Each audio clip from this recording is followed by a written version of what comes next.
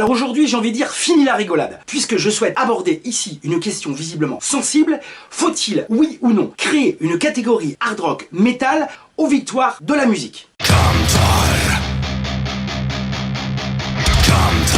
Tout d'abord, rendons à César ce qui lui appartient, puisque l'idée n'est pas nouvelle, et déjà en 2010, Nicolas Sarwi, ex-guitariste de Massisteria, avait lancé une pétition dans ce sens. Tic-tac, tic-tac, nous sommes aujourd'hui en 2017 et donc, visiblement, les choses n'ont pas beaucoup bougé. Également, je souhaiterais apporter quelques précisions. Tout d'abord, attention à la lecture en diagonale. En effet, le hashtag victoire métal ne signifie pas la création d'une victoire de la musique métal, mais bien l'intégration du métal dans les victoires de la musique actuelle. Alors, des victoires de la musique métal, ça n'aurait pas grand sens, sachant qu'aujourd'hui, il existe des référendums de fin d'année très bien faits par nos amis de Hard Force ou Rockard, ou par d'autres. Précision toujours, il ne s'agit pas de créer une catégorie hard rock metal pour récompenser de gros artistes internationaux genre Metallica ou autres, mais bien évidemment de mettre en avant nos groupes de chez nous.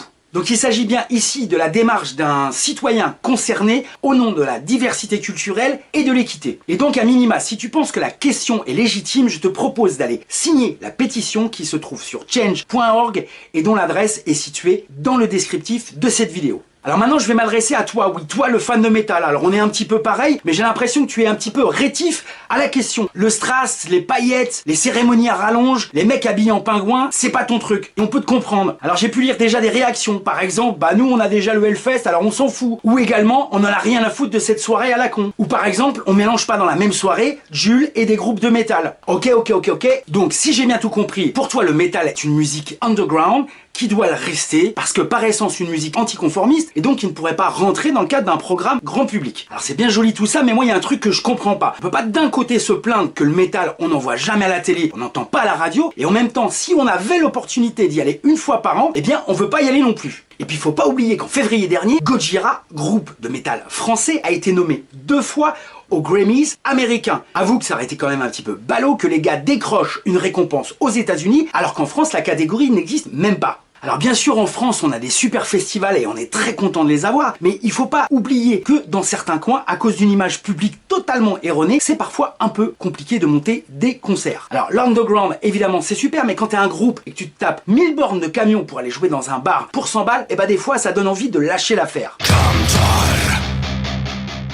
Alors je sais ce que tu vas me dire que voilà, t'es très content de payer 5 balles pour aller voir 3 groupes dans des bars, et que si demain il devait y avoir une reconnaissance institutionnelle du métal, le même concert tu le paierais 15 €. Eh bien détrompe-toi, c'est pas sûr. Il faut savoir qu'en France, tous les concerts de métal qui sont organisés perçoivent peu, voire 0 € d'argent public. Et donc si demain le métal, grâce à une catégorie dans les victoires de la musique, devient une offre culturelle normale, il y a fort à parier que ce même concert, tu pourras aller le voir non pas pour 15 balles, mais 8 balles dans une MJC ou une SMAC à côté de chez toi. Oui, parce qu'il faut savoir qu'il y aura peut-être 8 € qui seront pris en charge par les subventions. Les groupes joueront dans une salle avec de meilleures conditions et seront derrière mieux rémunérés. Donc ici, on comprend mieux quels sont les enjeux derrière la création d'une catégorie hard rock metal aux victoires de la musique.